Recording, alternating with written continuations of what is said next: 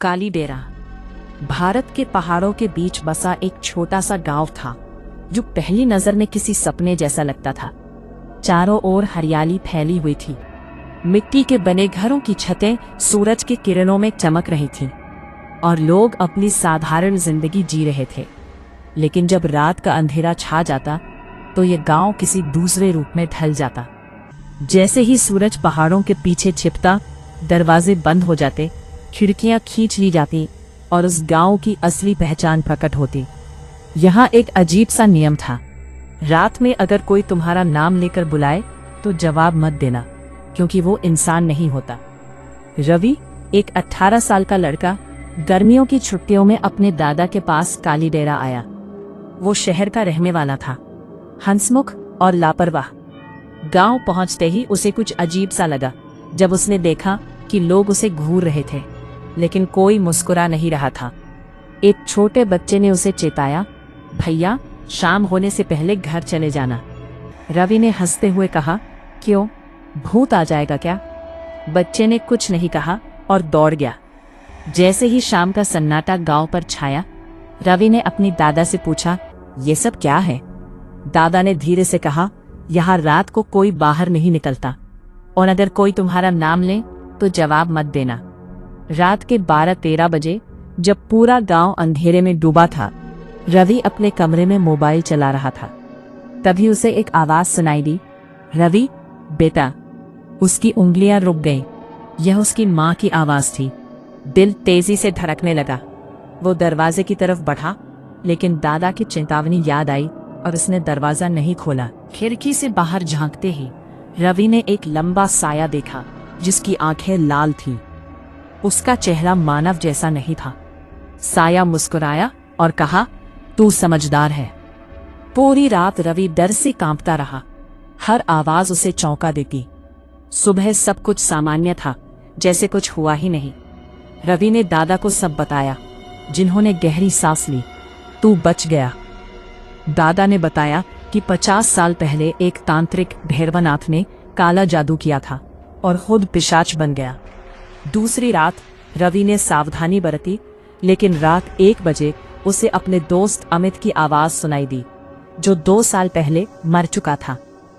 अब उसे यकीन हो गया कि ये पिशाच है। दादा के साथ मिलकर उन्होंने योजना बनाई। घर के बाहर कैमरा, दरवाजे के पास पवित्र राख और मंत्र। तीसरी रात को कैमरा रिकॉर्ड कर रहा था। अचानक आवाज आई, रवि। ये आवाज हर सेकंड बदल रही थी। माँ, दोस्त, दादा। फिर अचानक साया बोला, मैं तेरे डर हूं। साया दरवाजे तक आया और गुस्से में चिल्लाया, ये मुझे रोक नहीं सकता। साया कमरे में घुस आया। रवि जड़ हो गया। साया ने कहा, मैं नाम क्यों लेता हूं? क्योंकि नाम आत्मा का दरवाजा होता है। तभी दादा ने मंत्र पढ़ना शुरू किया। साया ने उन्हें पकड़ लिया और उनकी चीख पूरे घर में गूंज गई। रवि ने हिम्मत जुटाई और दादा का मंत्र दोहराया। एक तेज रोशनी फैली, साया चीखा और गायब हो गया।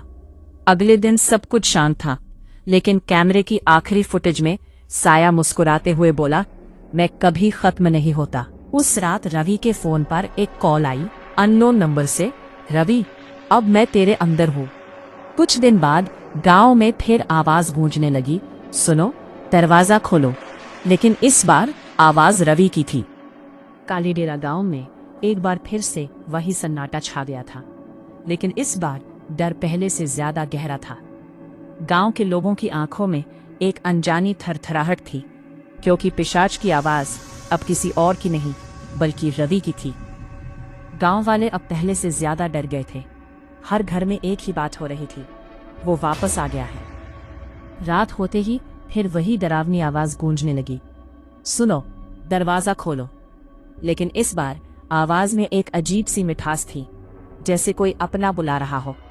मोहित, गांव का एक युवा, रात को अपने भाई की आवाज सुनकर चौंका गया। मोहित, दरवाजा खोल। वो डर गया, लेकिन आवाज बार बार आई, धीरे धीरे और ज्यादा पास से। आखिरकार उसने दरवाजा खोल दिया। जब गांव के लोग जागे तो मोहित गायब था। उसका दरवाजा अंदर से बंद था और जमीन पर खरोच के निशान थे, जैसे कोई उसे घसीट कर ले गया हो। रवि के दादा अब समझ चुके थे, ये वही पिशाच है, लेकिन अब और खतरनाक। उन्होंने गांव वालों को बुलाकर कहा, अब ये सिर्फ नाम नहीं ले रहा, अब ये हमारे अंदर घुस रहा है। दादा ने एक और राज बताया, जब पिशाच किसी को पूरी तरह नहीं मार पाता तो वो उसकी आत्मा में घुस जाता है और फिर उसी की आवाज बनकर दूसरों को बुलाता है। गांव वालों के दिलों में खौफ दौड़ गया। रात 1:10 बजे एक और आवाज आई, माँ दरवाजा खोल। इस बार एक लड़की सीमा को अपने बेटे की आवाज सुनाई दी। वो खुद को रोक नहीं पाई और दरवाजा खोल दिया। उस रात के बाद सीमा भी गायब हो गई। अब गांव में डर नहीं, दहशत थी। दादा ने पुराने मंदिर का रुख किया, जहां एक पुरानी किताब थी जिसमें पिशाच के बारे में लिखा था। अगर पिशाच किसी शरीर में घुस जाए तो उसे बाहर निकालना बहुत मुश्किल होता है। किताब में एक उपाय लिखा था, जिस शरीर में पिशाच हो उसे आईने के सामने लाओ, सच्चा चेहरा खुद सामने आ जाएगा। दादा ने गांव वालों के साथ मिलकर एक योजना बनाई। हर घर में आईना रखना, रात को अकेले ना रहना, आवाज का जवाब बिल्कुल ना देना। तीसरी रात 2 बजे पूरा गांव जाग रहा था। तब एक साथ कई आवाजें आई, दरवाजा खोलो, हम हैं, डरो मत। अब आवाज सिर्फ एक नहीं थी, पूरा गांव बुला रहा था। एक लड़का अर्जुन ने आईने में देखा और उसकी परछाई उससे अलग हिल रही थी और मुस्कुरा रही थी। अचानक अर्जुन की आवाज बदल गई, अब मैं अकेला नहीं हूँ, अब हम बहुत हैं। गांव वालों ने देखा कि कई लोगों की आंखें लाल हो चुकी थी। पिशाच अब एक नहीं रहा, वो कई लोगों में फैल चुका था। दादा चिल्लाए, अगर अभी नहीं रोका तो पूरा गांव खत्म हो जाएगा। उन्होंने एक आखिरी उपाय बताया, जिसमें पिशाच है उसे आग के घेरे में लाओ। गांव के बीच में आग जलाई गई और संदिग्ध लोगों को वहां लाया गया। अचानक एक सांप सब चिल्लाने लगे, तुम हमें नहीं रोक सकते। आग तेज हुई, लोग तड़पने लगे, कुछ बेहोश हो गए। तब अचानक एक काली धुंध निकली। वो धुंध एक जगह जमा हुई और पिशाच का रूप बन गया। तुम सोचते हो मुझे खत्म कर दोगे? दादा आगे बढ़े, आज खत्म होगा ये सब। उन्होंने खुद को आग में डाल दिया, मंत्र पढ़ते हुए। सुबह सब कुछ शांत था, गांव बच गया था। लेकिन उसी रात एक मोबाइल बजा। किसी ने उठाया। हेलो, कौन? दूसरी तरफ से आवाज आई, मैं दादा। उस आदमी ने धीरे से पीछे देखा। आईने में उसकी परछाई मुस्कुरा रही थी। अब अगला नाम तुम्हारा है। काली देरा गांव अब पहले जैसा दिखने लगा था। सूरज की किरणें आसमान में फैल रही थी और घरों के दरवाजे खुलने लगे थे। बच्चे फिर से खेल रहे थे, उनकी हंसी हवा में बिखर रही थी। गांव के लोग मानने लगे थे कि पिशाच खत्म हो गया है, लेकिन उन सबको पता नहीं था कि कुछ चीजें धीरे धीरे बदल चुकी थी। एक अजीब सा खालीपन था जिसने गांव के दिल को छू लिया था। रवि के दादा की मृत्यु के बाद एक साया गांव पर छा गया। लोग अब पहले की तरह बातें नहीं करते थे। उनकी आंखों में एक अजीब सा डर था। हरी, एक साधारण आदमी, एक रात पानी लेने उठा। जब उसने आईने में देखा तो उसकी परछाई ने मुस्कुराते हुए कहा, तू बच गया था, लेकिन हम नहीं। अगली सुबह हरी गायब हो गया। गांव के लोग समझने लगे कि पिशाच अब तक यहाँ से नहीं गया, वो बस छिपा हुआ है। रवि ने अपनी दादी की पुरानी डायरी को खोला। उसमें लिखा था, पिशाच को मारना नामुमकिन है, उसे सिर्फ रोका जा सकता है। और एक रहस्यमयी पंक्ति थी, जिस दिन गांव में कोई नाम नहीं बचेगा उस दिन वो पूरी तरह जाग जाएगा। गांव वालों ने एक नया नियम बना दिया, किसी का नाम मत लो। अब लोग इशारों में बातें करने लगे। बच्चों को भी सिखाया गया कि नाम लेना मना है। लेकिन एक दिन छोटू, एक छोटे से बच्चे ने खेलते खेलते चिल्लाया, मम्मी। रात को उसे एक आवाज आई, छोटू। और अगली सुबह छोटू गायब हो गया। उसके कमरे के दरवाजे पर लिखा था, नाम लिया, अब वो मेरा है। गांव में अब डर की गहराई बढ़ गई थी। सब लोग खामोश थे, अपने डर के साए में जीते रहे। फिर डायरी के आखिरी पन्ने में लिखा था, पिशाच को हराने का एक ही तरीका है, उसे उसका असली नाम याद दिलाओ। लेकिन उसका असली नाम क्या था, कोई नहीं जानता था। गांव के पुराने मंदिर में एक पत्थर था जिस पर कुछ लिखा था। रवि की डायरी से मिलकर एक नाम बना, भैरवनाथ। गांव वालों ने तय किया कि आज रात उसे बुलाया जाएगा। रात के 2 बजे सभी लोग मंदिर में इकट्ठा हुए और एक साथ बोले, भैरवनाथ। पहले कुछ नहीं हुआ, लेकिन फिर अचानक हवा तेज हुई, लाइट बंद हो गई और एक आवाज गूंज उठी, किसने लिया मेरा नाम? पिशाच सामने था, पहले से भी ज्यादा डरावना। गांव वाले कांप रहे थे, लेकिन उन्होंने फिर से नाम लिया, भैरवनाथ। पिशाच चीखा और उसका शरीर टूटने लगा। एक जोरदार चीख के साथ वो धुएं में बदल गया। सुबह सब कुछ शांत था, इस बार सच में। लेकिन 1 साल बाद गांव में सब कुछ सामान्य हो गया। एक बच्चा खेलते खेलते बोला, मेरा नाम क्या है?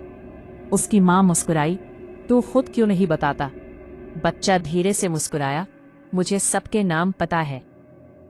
लेकिन उस रात फिर एक आवाज आई, दरवाजा खोलो। लेकिन इस बार कोई नाम लेने की जरूरत नहीं थी। काली डेरा गांव की रातें पहले जैसी नहीं रहीं। चांद की हल्की रोशनी में गांव की गलियां सुनसान थीं और हवा में एक अजीब खामोशी थी। लोग इशारों में बात करते थे, जैसे किसी ने बोलने की आज़ादी छीन ली हो। यहाँ कोई किसी का नाम नहीं लेता था, क्योंकि नाम लेना अब सबसे बड़ा खतरा माना जाता था। असली डर इस बात का था कि पिशाच अब नाम की जरूरत नहीं समझता था। वो हर जगह था, हर किसी के भीतर। गांव के लोग अब अजीब हो गए थे। उनकी आंखों में एक खालीपन था और कई लोग बिना वजह मुस्कुराते रहते थे। लेकिन सबसे खतरनाक ये था कि इनकी परछाइयां उनके साथ नहीं चलती थीं। हर कोई एक दूसरे से दूरी बनाए रखता था, जैसे किसी अज्ञात शक्ति से डरे हुए हो। एक रात गांव के बीच में खड़ा एक आदमी अचानक चिल्लाया, कौन है वहां? लेकिन कोई जवाब नहीं आया। उस आदमी ने खुद से कहा, तू मुझे बुला क्यों नहीं रहा? और धीरे धीरे वो खुद अपने घर की तरफ चल पड़ा, जैसे कोई उसे खींच रहा हो। गांव में आवाजें गायब हो चुकी थीं, लेकिन लोग महसूस करते थे कि कोई उन्हें बिना आवाज के बुला रहा है। ये बुलावा उनके दिमाग में गूंजता था, एक अनदेखा आह्वान। रवि की डायरी का आखिरी पन्ना मिला, जिसमें उसने लिखा था, जब पिशाच किसी एक शरीर में नहीं समाता तो वो पूरे गांव में फैल जाता है और फिर हर इंसान उसका हिस्सा बन जाता है। अब कोई भी सुरक्षित नहीं था, क्योंकि पिशाच बाहर नहीं था, वो हर किसी के अंदर था। कुछ समझदार लोगों ने सोचा कि अगर वे गांव छोड़ दें तो शायद वे बच सकते हैं। रात के अंधेरे में 5 लोग गांव से निकलने लगे। जैसे ही वे सीमा के पास पहुंचे, उनमें से एक रुक गया। उसने धीरे से कहा, तुम लोग जाओ। बाकी लोग हैरान रह गए। क्यों? उन्होंने पूछा। उस व्यक्ति ने मुस्कुराते हुए कहा, क्योंकि मैं पहले ही जा चुका हूं। उसकी आंखें अचानक लाल हो गईं। बाकी लोग भागने लगे, लेकिन अचानक चारों ओर से आवाजें आने लगी, कहाँ जाओगे? तुम तो पहले से हमारे हो। एक एक करके सब रुक गए।